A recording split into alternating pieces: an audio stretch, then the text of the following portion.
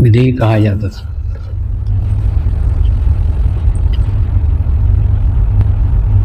विधेयी कहा जाता था यानी उनका सदैव परमात्मा के साथ संपर्क था, सदैव वो परमात्मा के ध्यान में लीन रहते थे।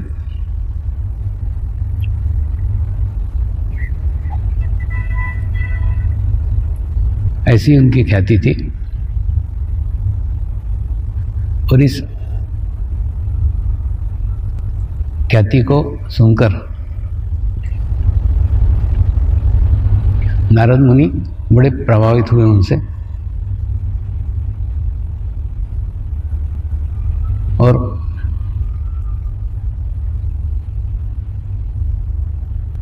उनका दर्शन करने के लिए वे जाना चाहते थे। तो वे उनके दरबार में गए तो वहाँ उन्होंने देखा राजा जनक सिंहासन के ऊपर बैठे हुए हैं, नृत्यांगना उनके सामने नृत्य कर रही है, वाद्य वृंद बज रहा है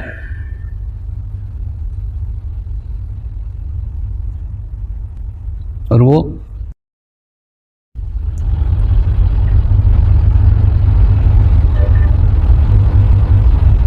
इसको बहुत आश्चर्य हुआ।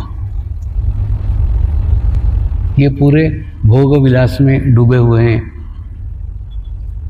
राज सिंहासन पे बैठे हुए हैं, नृत्यांगनाएं नाच रही है, वाद्य वृंद बज रहे हैं, ऐसे ऐशे आराम की जिंदगी जी रहे हैं, फिर इनको ब्रह्मज्ञानी क्यों कहते हैं? तो उन्होंने राजा जनक को प्रश्न किया, क्या आप इतने भोग विलास में हैं, इसके बावजूद भी आपको ब्रह्मज्ञानी क्यों कहते हैं? तो राजा जनक ने उत्तर दिया, इसका उत्तर मैं आपको कल दूंगा। आप यह एक कटोरी दूध लीजिए और ये कटोरी लेकर के आप दिन भर घूमिए और दिन भर घूमने के बाद अगर इसका दूध नहीं छलका तो मैं आपको बताऊंगा कि मुझे ब्रह्मज्ञानी क्यों कहते हैं। नारद मुनि वो कटोरी और दूध लेकर के दिन भर घूमते रहे, क्योंकि सब जगह घूमना उनकी आदत थी।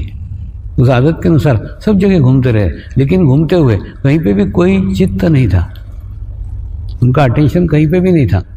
उनका सारा चित्त उस कटोरी के ऊपर था और दूध के ऊपर था, ताकि वो दूध छलकना नहीं चाहिए। और बाद में दूसरे दिन आकर के दरबार में मिले तो राजा जनक ने पूछा, कल आपने क्या क्या देखा, कल आप कहाँ कहाँ घूमे? तो मैं बोले, घूमा तो खूब जगह, लेकिन मैंने कुछ भी नहीं देखा। मैं सब जगह था लेकिन किसी भी जगह नहीं था। मेरा सारा चित्त मेरे इस दूध के कटोरी के ऊपर था, दूध और कटोरी देखता रहा, क्योंकि अगर दूध छलक जाता तो आप नहीं बताते ना कि आपको ब्रह्मज्ञानी क्यों कहते हैं। राजा जनक ने उत्तर दिया, बिल्कुल यही स्थिति मेरी है। तुमको दिख रहा है कि मैं राज सिंहासन पे बैठा हूं, लेकिन मेरा चित्त राज सिंहासन पे नहीं है। तुमको दिख रहा है नृत्यांगना मेरे सामने नाच रही है, लेकिन मेरा चित्त नृत्यांगना में नहीं है, नृत्य में भी नहीं है। तुमको दिख रहा है कि वाद्य वृंद बज रहे हैं, मैं सुन रहा हूं, लेकिन मेरा चित्त उस वाद्य वृंद में भी नहीं है। मेरा चित्त इन सब के बीच में रहते हुए भी सहस्रार पे रहता है, इसलिए मुझे ब्रह्मज्ञानी कहते हैं।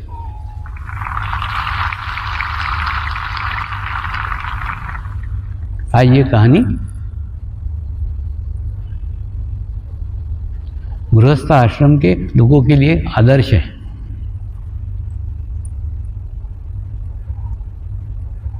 हम परिवार में रह रहे हैं, समाज में रह रहे हैं, संसार में रह रहे हैं, सबके बीच में रह रहे हैं, तो हम अपना ध्यान कैसे करें, अपनी एकाग्रता कैसे करें, हमारा चित्त कहाँ रखें? आप सबके बीच में रहो, आप सबके साथ रहो, सबके पास रहो, सबके करीब रहो। सबके पास रहते हुए भी आपका एक कोना, आपकी एक जगह, आपका एक स्थान पूरे दिन भर के कार्यकाल में ऐसा रखो जिस स्थान के ऊपर, जिस समय में, जिस कोने में केवल आप और आप ही हो, आपके अलावा अन्य कोई भी ना हो। कोई भी जगह आप चुनाव कर सकते हो, कोई भी समय आप चुनाव कर सकते हो। उस स्थान पे केवल आप रहे, आपके 10 फीट के अंदर, आपके 15 फीट के अंदर, आपके 20 फीट के अंदर कोई भी नहीं हो। पति के पास में पत्नी नहीं हो, पत्नी के पास में पति भी नहीं हो, मतलब कोई भी नियर एंड डियर कोई भी नहीं होना चाहिए आपके अलावा।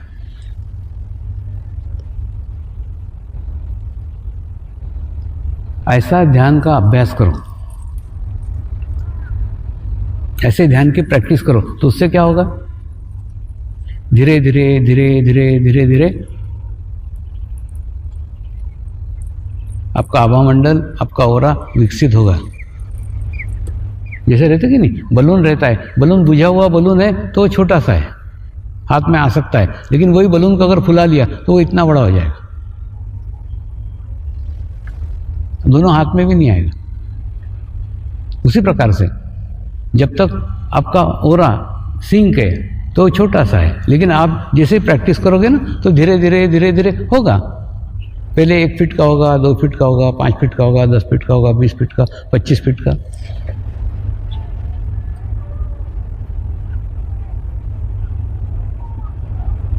दूसरा, ये मेरा हुआ है, ये मेरा अनुभव है, मैं मेरे सब बातें मैं मेरे अनुभव के आधार पर कह रहा हूं। पिछले 22 साल से सतत समाज में हूं,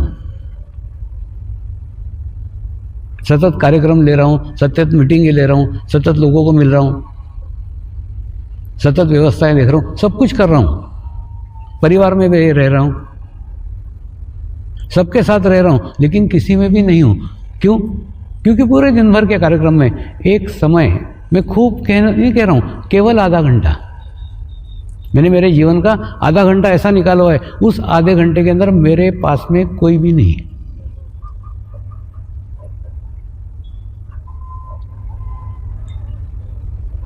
होता है ना, जैसे हम मोबाइल को चार्ज करते हैं, बाद में दिन भर मोबाइल को इस्तेमाल करते हैं,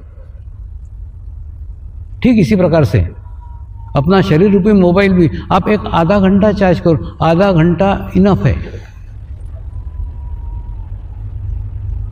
आधा घंटा काफी है। आधे घंटे के में आपकी पूरी बैटरी चार्ज हो जाएगी, फिर उसको 23.5 घंटे इस्तेमाल करो, लेकिन वो आधे घंटे केवल आप और आप ही हो, यानी आपके आसपास दूसरा कोई शरीर न हो, एक दूसरा आपके आसपास दूसरा कोई व्यक्ति न हो। शरीर न हो, व्यक्ति न हो से अर्थ तुम्हारे चित्त पे किसी का विचार न हो। माने बैठे तो हैं ऐसे एकांत में, लेकिन तुम्हारे मन में खूब लोगों के विचार चल रहे हैं, खूब लोगों पे चित्त जा रहा है, तो वो सब लोगों को तुम साथ में बैठे हो, ऐसा उसका अर्थ लगता है। जब आधे घंटे बैठो ना, आधे घंटे में किसी भी व्यक्ति का कोई विचार ही नहीं आना चाहिए, कुछ नहीं आना चाहिए, एकदम शून्य की अवस्था। हम जब कुछ नहीं करते रहते तब विचार करते रहते। कई लोग रहते ना, आप देखोगे पड़े रहते आधा आधा घंटा, क्या कर रहे? विचार कर रहे। अरे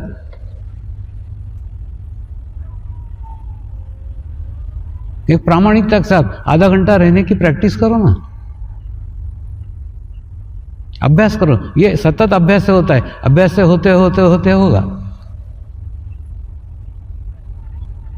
और अभी तो ओरा के रिपोर्ट आने के कारण मैं आपको पूर्णतः समझा सकता हूं प्रमाण के साथ कि ऐसा आभामंडल विकसित होता है। पहले का ऐसा था, बाद में ऐसा हुआ, अभी का ऐसा है। और ये पिछले 22 सालों में विकसित हुआ हवामंडल है, ये कोई हिमालय से विकसित करके आया नहीं था। पहले का कैसा था, बाद का कैसा है, बाद तीन स्टेप में ये विकसित हुआ है।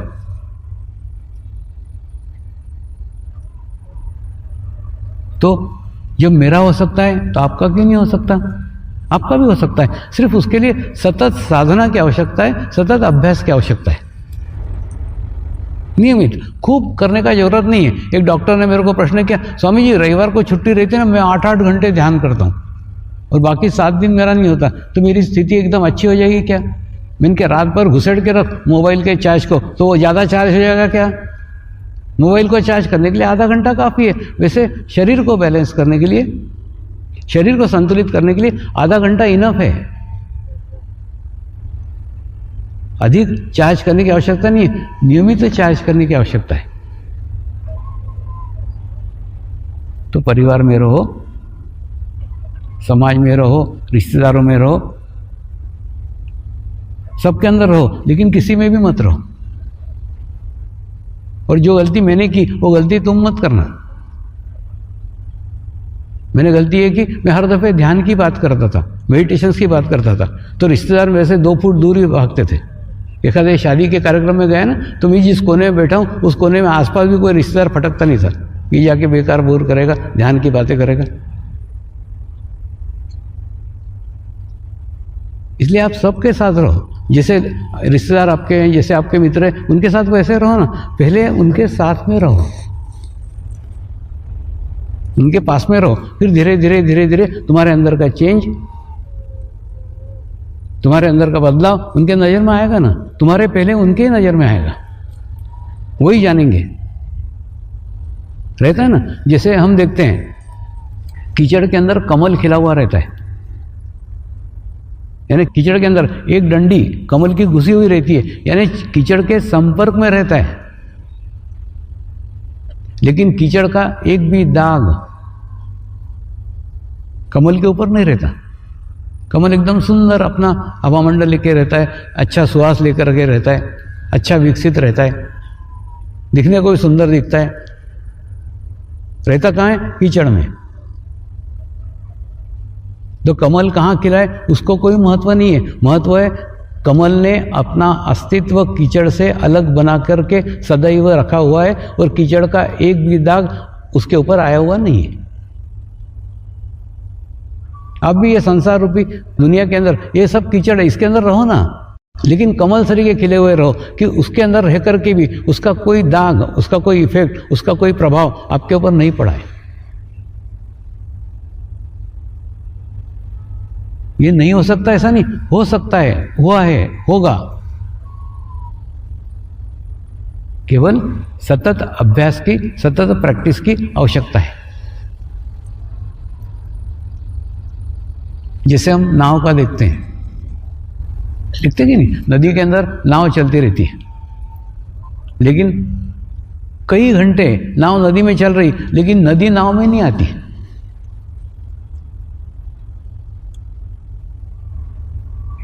तो ये भवसागर रूपी नदी के अंदर आपके शरीर रूपी नाव को चलने दो। इस संसार रूपी नदी के अंदर आपका शरीर रूपी नाव चलने दो, लेकिन ये संसार की बातें, ये दुनियादारी आपके भीतर नहीं आनी चाहिए, आपके अंदर नहीं आनी चाहिए। उसके बावजूद भी आपकी प्रगति होना चाहिए, आपका प्रोग्रेस होना चाहिए। तो कमल को गुरु बनाओ, नाव को गुरु बनाओ, उससे सीखो कि सबके बीच में रहते हुए भी अलिप्त रहते आना चाहिए। दूसरा, जो विश्व कल्याण की और विश्व शांति की बड़ी बड़ी बातें करते कि नहीं, कोई दम नहीं उसमें। एक्चुअली वो जो सोच है, वो जो विचार है, वही गलत है। विश्व शांति यानी अख्खे विश्व की शांति, विश्व का कल्याण यानी अख्खे विश्व का कल्याण। अरे इतने बड़े बड़े देवी देवता आकर के होके चले गए, उनसे नहीं, वो अपने से होगा क्या? पहली बात तो विश्व कल्याण क्या है, पहले विश्व क्या है वही समझ लो। हो सकता है विश्व शांति हो सकती है, विश्व कल्याण हो सकता है, विश्व आनंद हो सकता है, विश्व समाधान हो सकता है, सब कुछ हो सकता है। पहले विश्व का परिभाषा समझ लो। विश्व यानी क्या?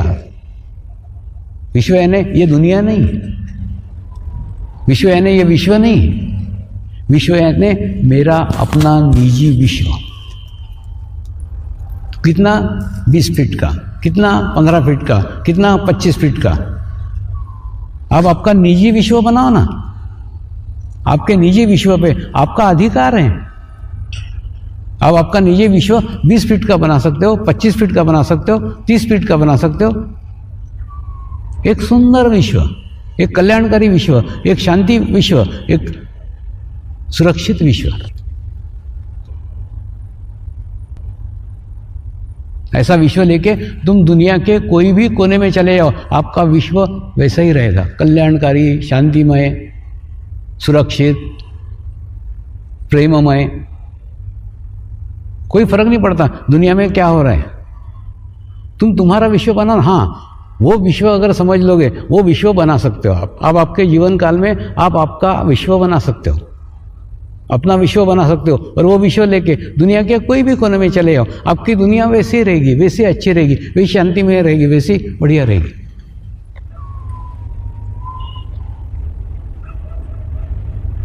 एक बार कोइंसिडेंस ऐसा हुआ कि मुझे जर्मनी जाना पड़ा। जर्मनी कई बार गया हूँ, लेकिन अबू धाबी होते हुए आज तक नहीं गया। उस समय अबू धाबी होकर गया, और अबू धाबी सिर्फ गया नहीं, 3 घंटे अबू धाबी में पड़ा हुआ था। जाते समय भी 3 घंटे पड़ा हुआ था, आते समय भी 3 घंटे पड़ा हुआ था। तो मैंने बच्चों को समझाया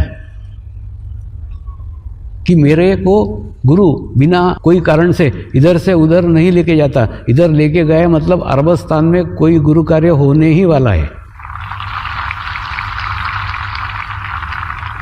और ठीक उसके साल भर बाद अरबस्तान का दौरा हुआ,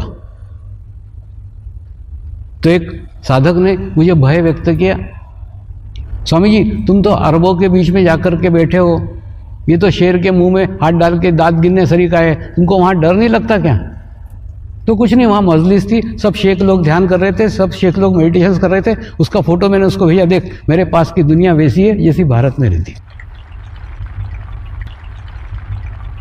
ये दुनिया मेरी है, ये विश्व मेरा है। ये विश्व लेके मैं दुनिया के कोई भी कोने में जाऊंगा, मेरा विश्व ऐसा ही रहेगा, शांतिमय रहेगा। सब लोग भारत में भी ध्यान सीख रहे हैं, यहाँ पे भी ध्यान सीख रहे हैं, वहाँ पे भी शेखों ने मेडिटेशन किया, ध्यान किया, अच्छे से स्वागत किया।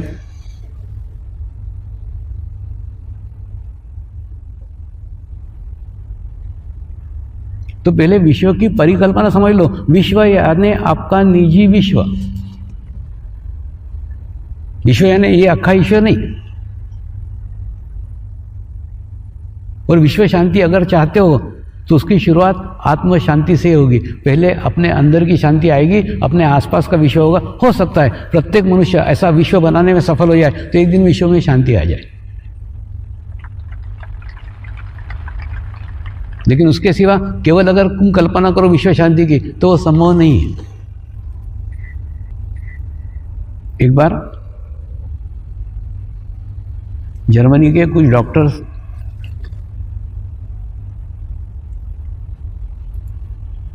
मुझे मिलने को आए। बोले स्वामी जी हम विश्व कल्याण करना चाहते हैं, विश्व शांति करना चाहते हैं। ऐसे लोग जब बड़े बड़े बातें करते हैं ना, तो सबसे पहले मैं उनका लीवर चेक करता हूँ। उनका लीवर गर्म था। मैंने उनको पूछा तुमको खुद को शांति है क्या? तो नहीं, हमको नहीं शांति, लेकिन हम विश्व शांति करना चाहते हैं। लेकिन जब तुमको खुद को ही शांति नहीं है, तुम विश्व शांति क्या करोगे? विश्व शांति करना है तो पहले अपनी आत्म शांति करो ना, खुद को समाधान को प्राप्त करो, खुद को शांति को प्राप्त करो। तो जब तक तुम्हारे भीतर शांति नहीं है, तुम्हारे अंदर समाधान नहीं है, तुम विश्व शांति कैसे संभव है? हो ही नहीं सकती।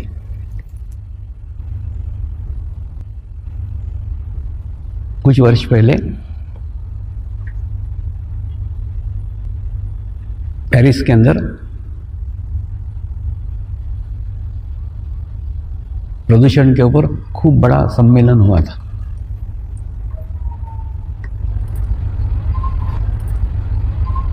उस सम्मेलन में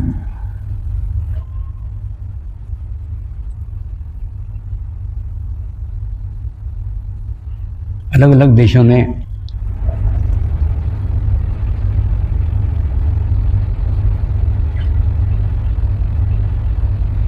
अपनी अलग अलग विषयों पे चिंता जाहिर की थी।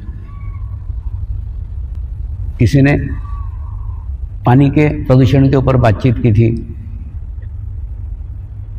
किसी ने फैक्ट्रियों से निकलने वाले धुएं के ऊपर बात की थी। यानी विश्व के विभिन्न प्रदूषणों के ऊपर चर्चाएं हुई थी और विश्व में प्रदूषण बढ़ रहा है इसके ऊपर चिंता व्यक्त की गई थी।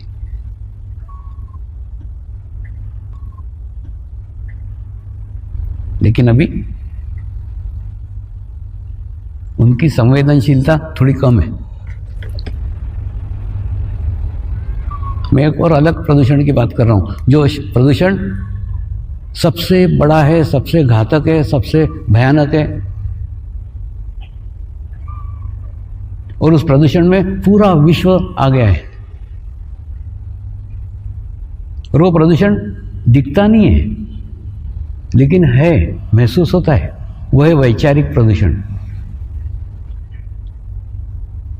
और जितने विकसित राष्ट्र हैं, जितने बड़े बड़े शहर हैं, जितने भीड़ भाड़ वाले